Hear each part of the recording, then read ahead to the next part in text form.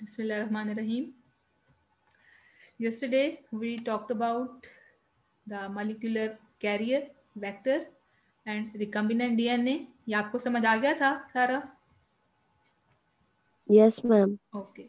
So another name we gave to the recombinant DNA, chimeric DNA यानी कि mixed DNA. आज का जो टॉपिक है that is expression of the recombinant DNA. ये देख रहे हैं ना कि जब हमने रिकम्बिनेंट डीएनए को शिफ्ट किया अपने एक्सप्रेशन सिस्टम में. लेकिन एक्सप्रेशन सिस्टम मतलब ये कि जहाँ पर वो रिकम्बिनेंट डीएनए अपने अंदर जो भी उसके अंदर इंफॉर्मेशन है, जीन्स है ना, जीन्स अपने अंदर इंफॉर्मेशन रखते होते हैं, उन्होंने क्या प्रोटीन्स बनाने हैं, अमाइनो एसिड्स कौन से लगेंगे. और इससे आप यहाँ पर ये देख रहे हैं कि इसके रिकम्बिनेंट डीएनए के अंदर इसका रोल ये है कि इट विल फॉर्म इंसुलिन. और इंसुलिन भी कौन सी, ह्यूमन, जाहिर है क्योंकि वो ह्यूमन बॉडी से, ह्यूमन न्यूक्लियस से उसका डीएनए या जीन्स लिए गए हैं, इसकी वजह से ये इंसुलिन भी ह्यूमन उसकी होगी, सोर्स की होगी. तो अब ये एक्सप्रेस करना, हम आज ये इसको स्टडी करते हैं कि वो कैसे एक्सप्रेस करता है. अच्छा, यहाँ पर हमने दो बातें देखी थी. एक तो ये हमने देखा था कि इसके आप दो फायदे ले सकते हैं. इनकी जैसे ही आपने अपना ये प्लाज्मिड कंटेनिंग रिकम्बिनेंट, ये पूरा ये जो प्लाज्मिड है, रिकम्बिनेंट जीन्स है, इसको जैसे ही हमने इस अपने बैक्टीरियल सेल में ट्रांसफ़र किया, तो या तो आप इसकी मल्टीपल कॉपीज़ ले लें और हर एक सेल में से फिर आप इसके जीन्स को सेपरेट कर लें, तो ये इसकी क्लोनिंग हो जाएगी. क्योंकि आप देख रहे हैं ना, आप लोग आप मल्टीपल कॉपीज़ ले रहे हैं, तो या फिर आप उससे वो इंसुलिन, इनका जीन एक्सप्रेस करेगा तो आप इंसुलिन भी ले सकते हैं. ठीक. सो यहाँ से हम शुरू कर रहे हैं इस चीज़ को. यही चीज़ आप देखें इस डायग्राम में भी है. इस डायग्राम में भी इसको हम पहले समझने की कोशिश करते हैं कि ये देखें, ये एक बैक्टीरियम है. बैक्टीरियम का आपने इसका वेक्टर बाहर ले लिया, सेपरेट कर लिया, प्लाज्मिड बाहर से आप निकाल लिया.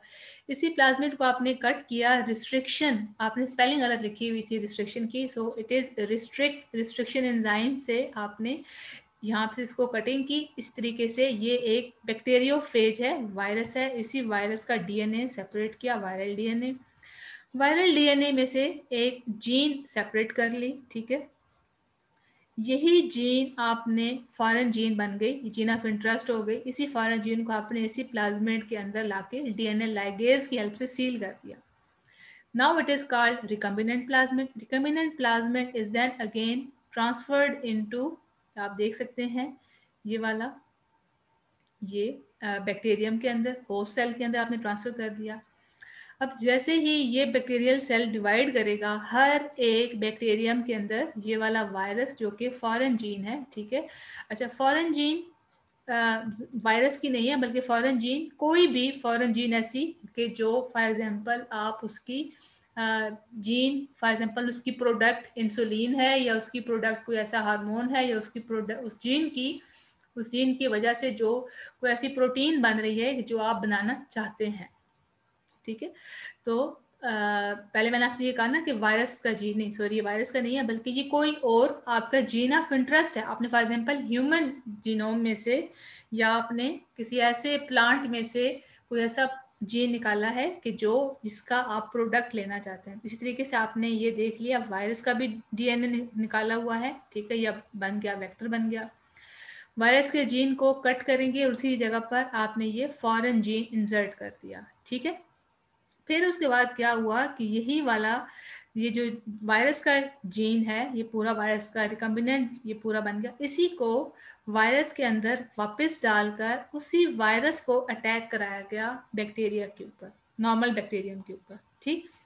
अब आपको वो लिटिक साइकिल याद आ जाना चाहिए कि लिटिक साइकिल क्या करता है कि जैसे बैक्टीरियम के अंदर बैक्टीरियोफेज आके अटैक करता है, तो वो उससे अपनी कॉपीज बनवा लेता है. वो बजाय के बैक्टीरिया सेल खुद डिवाइड करे, ये it takes a control on the biosynthetic machinery of the bacteria and makes its own copies. और जब वहाँ से जब वायरस की इतनी ज़्यादा कॉपीज निकलेंगी, तो इनके तमाम वायरस के अंदर यही वाले देख रहे हैं, जो फॉरेन जीन आपने इंसर्ट किया था, इसी फॉरेन जीन की इतनी ज़्यादा कॉपीज बन गई. तो this is called cloning of the gene. यानी कि जो आपकी जीन ऑफ इंटरेस्ट है, आप उसकी कॉपी करवाना चाह रहे हैं. समझ आ गई बात की या नहीं आई? मैम आई है. देख लेना कि this is gene of interest, यानी कि ये आपने ह्यूमन जीन का या कोई भी ऐसा जीन ऑफ इंटरेस्ट आप इसकी कॉपी करवाना चाह रहे हैं. ज़रा आपने बैक्टीरिया की प्लाज्मिड में डाल दिया, बैक्टीरिया को कॉपी करने दिया, तो देखिए इसकी इतनी ज़्यादा जितनी बनाएगा ये डिवाइड करेगा, एक से चाहे 1 से ये 1000 सेल्स बनाएगा बैक्टीरिया के, तो हर एक सेल के अंदर ये जीन ऑफ इंटरेस्ट चला जाएगा। अब आप देख लिया आपने कॉपीज कर लिया, आप इसको सेपरेट कर सकते हैं। इसी तरीके से वायरस के डीएनए में भी आपने इसको शिफ्ट करके वायरस में वापस डालकर वायरस को अटैक करवाया बैक्टीरिया के ऊपर। तो बैक्टीरिया के अंदर जब वो लिटिक साइकिल कि उसके बाद जब वो रेप्लिकेट करेगा तो हर वायरस जो यहाँ से बन के निकलेगा, it will all contain the foreign gene in it. ठीक, अब यहाँ पर हम ये पढ़ रहे हैं क्लोनिंग हो रही है। क्लोनिंग क्या चीज़ है? क्लोन क्या चीज़ है? It can be large number of the molecule cloned genes are the cell. ऐसा ही है ना? अब ये इसका, क्योंकि आपने मल्टीपल कॉपीज ले ली, सो इट इज क्लोन जी। अब ये मल्टीपल सेल्स बन गए हैं, so these are clone cells to each other. अब इसके बाद that are identical to an original spectre है, या आइडेंटिकल है, ये सिमिलर है, एक जैसे हैं। इस फिगर की अभी सारी एक्सप्लेनेशन है। This figure compares the use of a plasmid and a virus. आपने प्लाज्मिड भी यूज किया, आपने एक वायरस भी यूज किया क्लोनिंग के लिए, मल्टीपल कॉपीइंग के लिए। ऐसे ही है ना, आपने यहाँ पर ये प्लाज्मिड यूज किया और यहाँ पर आपने एक वायरस यूज किया। ठीक है, समझ आ गई बात की? Yes ma'am. Bacterial cells take up recombinant plasmid. अब बैक्टीरियल सेल के अंदर आपने ये वाला रिकम्बिनेंट प्लाज्मिड, यानी कि पहले आपने बैक्टीरिया से अपना प्लाज्मिड बाहर निकाला, उसका एक कटिंग मालिकुलर सीजर से आपने उसका एक जीन रिमूव किया, स्टिकी एंड्स डेवलप किए, वहीं पर आपने फॉरेन जीन इंसर्ट किया, डीएनए लाइगेज से उसको सील किया। अब ये रिकम्बिनेंट प्लाज्मिड उस बैक्टीरियल सेल के अंदर वापस आ गया। अब ये इसको वापस कैसे डाला जाता है, यहाँ पर एक छोटा सा इसका एक स्टेज बताया गया है कि जब इन नज़ारे ने अपने बैक्टीरियल सेल के अंदर यहाँ पर कोई होल क्रिएट करने हैं, कोई सुराख क्रिएट करने हैं, तो उस होल के बनाने के लिए आप इन सेल्स को क्या करते हैं, कैल्शियम क्लोराइड के साथ, ठीक है, CaCl2 के साथ उसको मिक्स करते हैं। ये कैल्शियम क्लोराइड क्या करता है, इसके अंदर छोटे छोटे होल्स क्रिएट कर देता है ताकि यहाँ से ये परमिएबल हो जाए, इसमें से सुराख बने और ये प्लाज्मिड इसके अंदर जनरेट हो सके। देयरफॉर एज द सेल अब ये प्लाज्मिड इसके अंदर आ गया। अब ये जैसे ही रिप्रोड्यूस करेगा सेल या बैक्टीरिया रेप्लिकेट करेगा, इसके क्लोन्स बन जाएंगे and each new cell contain at least 1 plasmid. जाहिर है ना कि जब बैक्टीरिया अपने आइडेंटिकल कॉपीज बनाता है तो वो जिसके अंदर जो भी चीज़ है, जैसे डीएनए, उसका भी दोनों अगले सेल में भी डीएनए चला जाता है। क्योंकि ये तो बाइनरी फिशन से बैक्टीरिया डिवाइड करते हैं, तो बाइनरी फिशन में क्या होता है कि इंटरनल मटेरियल 2 पार्ट्स में डिवाइड हो जाता है।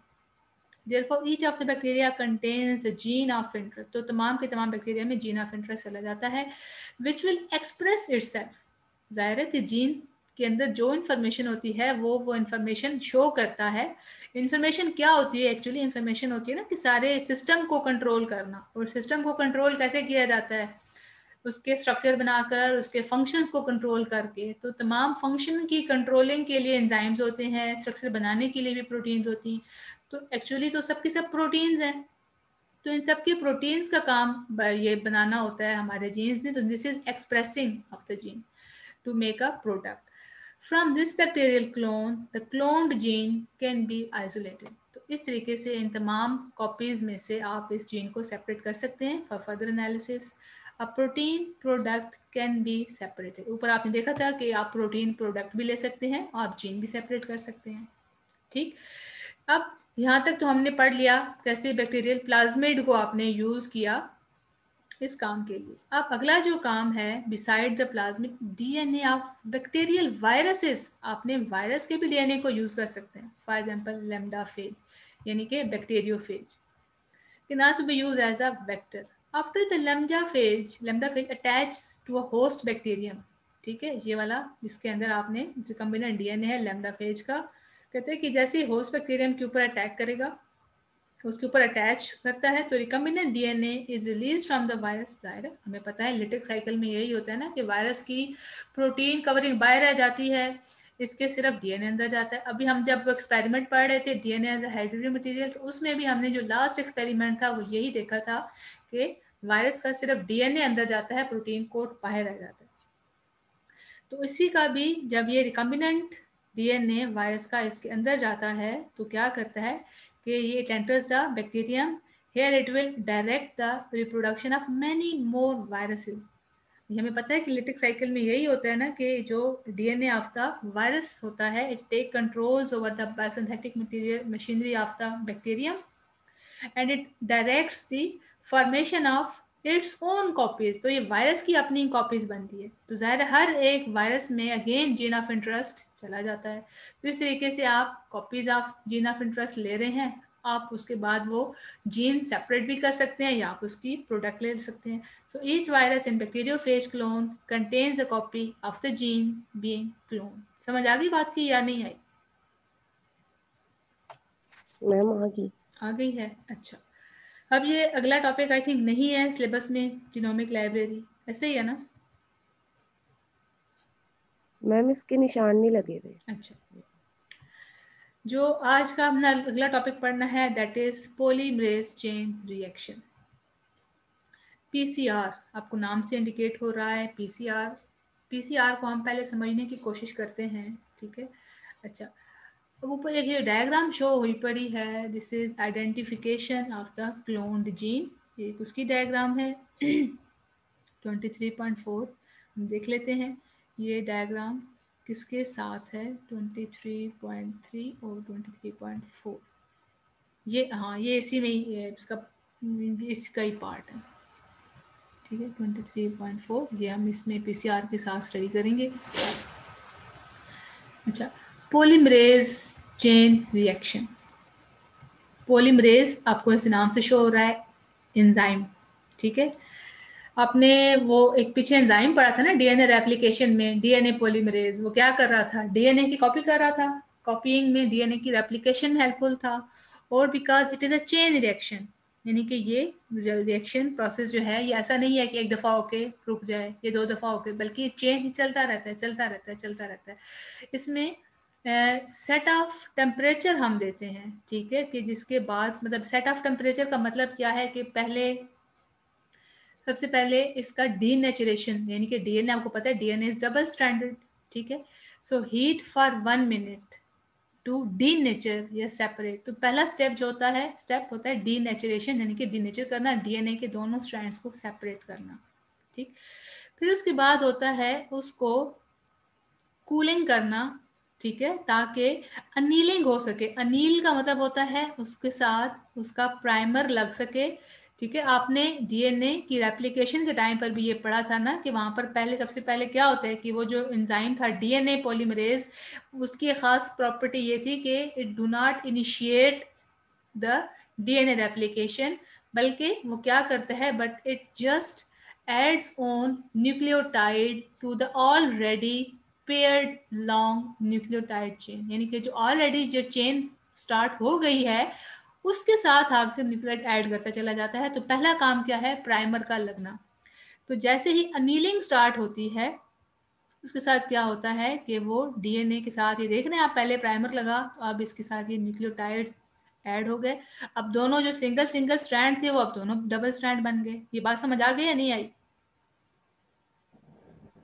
मैम बता दे एक बार। अच्छा, फिर बता देती हूँ।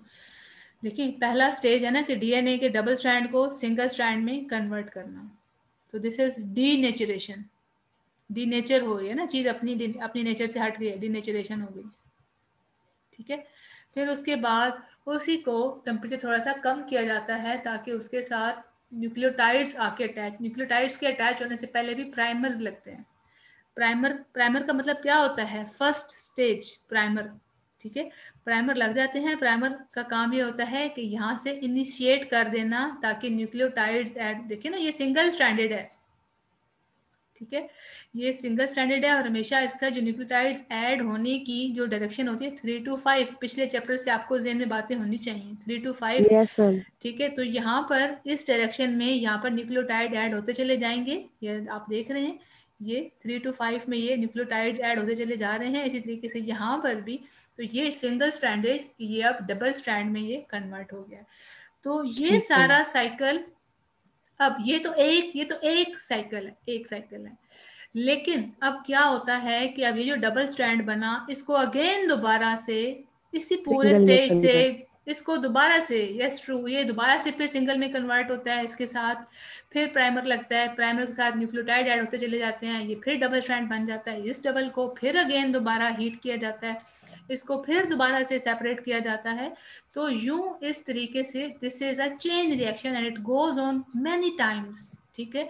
ये फिर ठीक। Thousand and thousand of the copies इस तरीके से ये जनरेट कर देता है हमारे पास डीएनए की।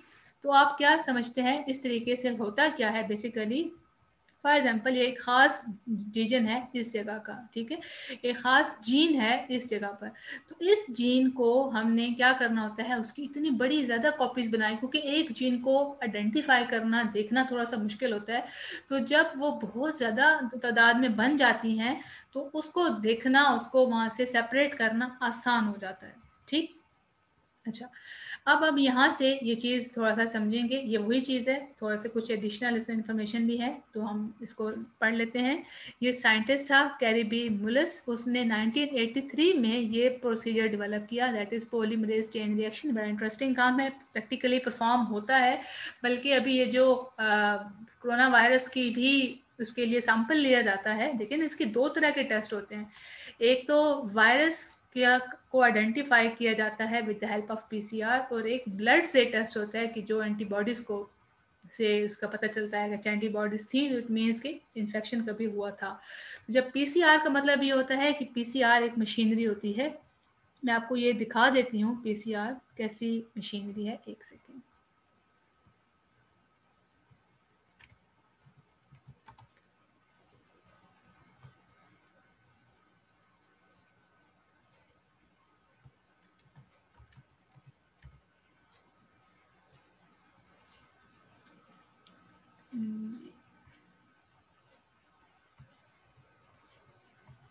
आपको ये डायग्राम नजर आ रही है? Yes ma'am. देखिए, अब होता क्या है, ये कॉमनली अक्सर लैब्स में ये मौजूद होती है। तो यहाँ पर ये एक जगह बनी हुई होती है, स्लॉट्स, इसमें छोटी छोटी ट्यूब्यूल्स के अंदर, ये देख रहे हैं, ये इसको कहते हैं नैनो ट्यूब्स। इस ट्यूब में तमाम चीज़ें, यानी कि डीएनए, देखिए ना, आपने पहले एक तो डीएनए डालना ही होता है ना, ताकि उसके अंदर यस जो मैम। अगर जीन प्रेजेंट है तो उसकी कॉपीइंग हो, ठीक है। उसके साथ कुछ चीज़ें हम और डालकर, प्राइमर्स भी हम खुद डालते हैं उसमें, ठीक है। प्राइमर भी हम खुद डालते हैं, क्योंकि हमें तो पता है कि उसकी कॉपीइंग के लिए ये काम खुद से स्टार्ट नहीं होता, प्राइमर का डालना बहुत ज़रूरी होता है। प्राइमर डाला जाता है, फिर पीसीआर वाटर डाला जाता है। तो इस तरीके से कुछ चीज़ें डालकर ये चीज़ें, और इसमें न्यूक्लियोटाइड्स भी डाले जाते हैं, इसको डीएनटीपीस कहते हैं। तो ये चीज़ें डालकर इसको इस मशीनरी के अंदर लगा दिया जाता है। इस मशीनरी में डालकर, ये देख रहे हैं आप, ये साइंटिस्ट इसके अंदर, ये इन मशीनरी के अंदर ये ट्यूब्यूल्स ये रख रहा है, ये ट्यूब्स छोटी रखी जा रही हैं। इस तरीके से उसको एक सेट ऑफ टेम्परेचर दिया जाता है, यानी कि पहले इतने मिनट्स के लिए हाई टेम्परेचर 95 98, इतने मिनट्स के बाद, ठीक है, फिर अगला उसको टेम्परेचर, मतलब सारे का सारा डीएनए खुल जाए। खुलने के बाद उसको अगला एक सेट दिया जाता है। अच्छा, अब ये इस टेम्परेचर पर आकर प्राइमर अटैच हो, प्राइमर अटैच होने के बाद फिर उसको टाइम दिया जाता है कि वो न्यूक्लियोटाइड्स को ऐड करे, न्यूक्लियोटाइड्स के ऐड होने के बाद उसको फिर टाइम दिया जाता है ताकि वो कॉपीइंग कंप्लीट हो जाए। फिर उसको साइकिल्स बताए जाते हैं कि ये काम करना है इतने 100 दफ़ा, ठीक है। अब बात समझ आ गई? तो जब उतने 100 दफ़ा ये काम होता है यस तो इट मैम। मीन्स के उतने ही 100 कॉपीज बनाई जाती हैं। अच्छा, मल्टीपल कॉपी, अच्छा, earlier method of obtaining multiple copies of specific DNA were time consuming and expensive. बता रहे जैसी टेक्नोलॉजी एडवांस हुई तभी तो पता चलता गया ना कि जी काम कैसे होगा। तो पहले ज़रा चीज़ें मुश्किल होती हैं, एक्सपेंसिव होती हैं, with the passage of time technologies further develop होती रहती हैं, तो ये काम आसान हो जाता है। So in contrast PCR, PCR के क्या फ़ायदे हैं? It create millions of the copies of a single gene और any specific piece of the DNA quickly in a test tube. आपने वो छोटी सी ट्यूब देखी थी, उसको टेस्ट ट्यूब कह लिया, ठीक है। और ये पीसीआर इज वेरी स्पेसिफिक। इसका फायदा क्या है? The targeted DNA sequence can be less than 1 part in the millions of the total DNA sample. देखिए, ये जो एक टारगेटेड डीएनए है जिसका आप कॉपी करना चाह रहे हैं, मतलब ये पूरे हमारे उस डीएनए का इतना छोटा पार्ट होता है कि उसके आप मिलियंस भी ऐसे कर लेना तो उसका एक छोटा पार्ट होगा जिस डीएनए की आप कॉपीइंग करना चाह रहे हैं। तो यहाँ से ये पता चला कि ये तो जो प्रोसेस है ये बड़ा टारगेटेड है, यानी कि बड़ा स्पेसिफिक है। आप जो प्राइमर डालेंगे वो प्राइमर उसी जगह पर ही जाकर ऐड हो जाता है जिसके लिए वो आपने प्राइमर डिजाइन किया। ठीक है, प्राइमर डिजाइनिंग ये एक थोड़ा सा मतलब ये देखा जाता है, अच्छा डीएनए का सीक्वेंस कैसा है, फिर प्राइमर डिजाइन किया जाता है, फिर प्राइमर उसी जगह पर ही जाके ऐड हो जाता है। So this means that a single gene or a smaller piece of a DNA among all human genes can be amplified using the PCR। यानी कि पूरे इंसान के डीएनए में से एक जीन को या एक छोटे से पीस ऑफ डीएनए को आप उसकी कॉपीज बना सकते हैं, एम्पलीफाई कर सकते हैं यूजिंग दिस मेथड, ये जो आप इसको आपने नाम दिया पीसीआर। अच्छा, अब इस पीसीआर को करने का क्या तरीका है, अब ये इस पैराग्राफ में यही मेंशन है कि PCR takes its name from DNA polymerase, enzyme का नाम है। इस एंजाइम का काम क्या है, this enzyme that carries out DNA replication in the cell. इसका काम डीएनए की रेप्लिकेट करवाना है, डीएनए को कॉपीइंग करवाना है, डीएनए की मल्टीप्लिकेशन कराना है। It is considered a chain reaction because DNA polymerase is carried out replication over and over again। क्योंकि ये बार बार, अभी आपको मैंने बताया ना कि ये डीएनए डिनेचर होता है, फिर उसके साथ पॉलीमरेज प्राइमर लगता है, न्यूक्लियोटाइड्स ऐड होते हैं, पूरा सिंगल से फिर डबल स्ट्रैंड बन जाता है, तो फिर ये बार बार होता है। That is why this is called polymerase chain reaction। PCR does not replace gene cloning। अच्छा, जीन क्लोनिंग, ज़ाहिर है क्लोनिंग एक खुद बड़ा इटसेल्फ एक इम्पोर्टेंट कॉन्सेप्ट है, इम्पोर्टेंट पॉइंट है। तो पीसीआर तो लैब में हम कर सकते हैं, लेकिन क्लोनिंग इज इटसेल्फ एक अपना प्रोसीजर है which is still used whenever a large quantity of the gene or protein product is needed। तो ज़ाहिर है उसको हम कंपेयर नहीं कर सकते क्लोनिंग से। अब यहाँ पर इसके स्टेप्स बताए गए हैं कि कैसे आप करते हैं पीसीआर को। जाहिर है मैंने आपसे कहा ना कि पहले प्राइमर लगता है, डीएनए की रेप्लिकेशन खुद ब खुद नहीं होती, पहले प्राइमर लगता है। तो प्राइमर क्या चीज़ है, this is sequence of about 20 nucleotides basis, यानी कि 20 उसमें पहले एडनिन ग्वानिन, मतलब एक पूरा सीक्वेंस होता है AGCT। वो डिपेंड करता है कि आप किस जीन की कॉपी करना चाह रहे हैं। ठीक है, कोई होता है ATCD, मतलब आप 20 न्यूक्लियोटाइड इकट्ठे कर लें। तो बिफोर कैरिंग आउट पीसीआर करने से पहले क्या होता है, primer that are complementary to the base on the either side of target DNA must be available. हमने सबसे पहले प्राइमर लेना होता है, प्राइमर मार्केट से मिल जाता है तैयार, आपने खाली चेक करना होता है कि आपको कौन सा प्राइमर चाहिए।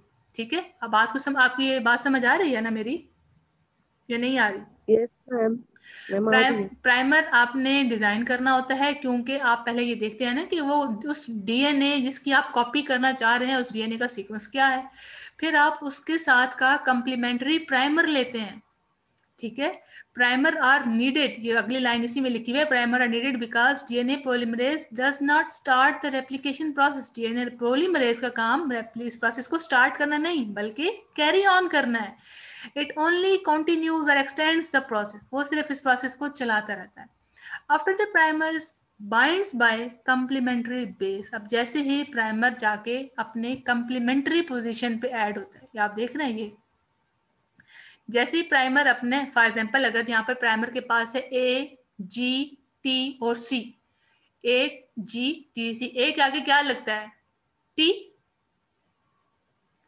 ऐसे ही है ना, ए के आगे T लगता है ना। ठीक यस है, मैम। तो इसका मतलब ये है कि डीएनए के पास यहाँ पर T होगा, तो प्राइमर में क्या होना चाहिए, पहला A होना चाहिए।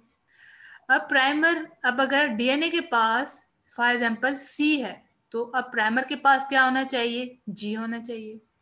इसी तरीके से अगर डीएनए के पास वहां पर T था तो प्राइमर में A होना चाहिए, क्योंकि हमेशा G के आगे C, C के आगे G, T के आगे A के आगे T। ठीक है, मेरी बात समझ आ रही है ना? तो this is complementary yes base ma'am. Pairing. So DNA polymerase copies the target, इस तरीके से फिर डीएनए पॉलीमरेज उसकी कॉपी करता चला जाता है।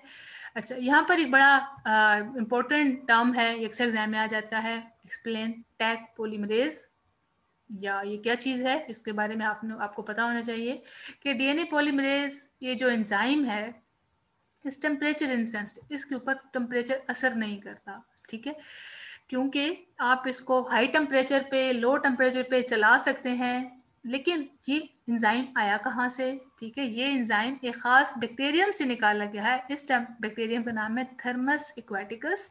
देखिए थर्मस, गर्मी, हीट वाली जगह से ये बैक्टीरियम लिया गया।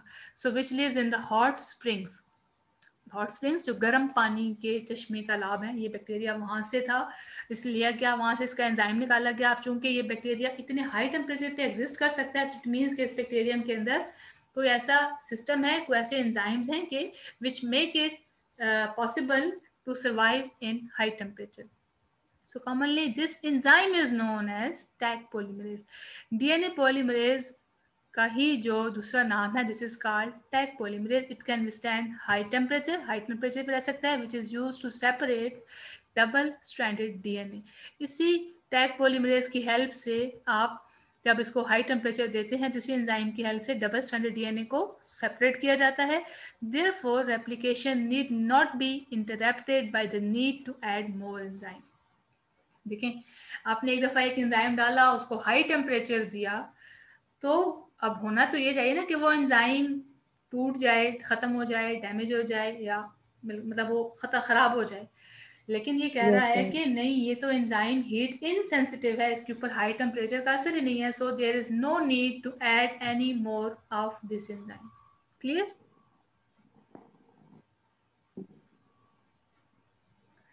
So PCR is done these days in an automatic PCR machine. I have already shown you कि कैसे होती है, या थर्मोसाइक्लर भी उसे कहते हैं, which is a routine piece of equipment in any laboratory. हमारे पास जितनी सिंपल अच्छी लेबॉर्ट्रीज होती हैं तो उनमें ये मशीनरी कॉमनली इस्तेमाल की जाती है. So this is very important topic and very commonly used machinery for processes of getting millions of the copies of the DNA. So this is how we can get the DNA and its different copies. Clear है the topic? Yes ma'am. Okay. अल्लाह हाफिज. याद करके लिख के मुझे भेजना है. Okay.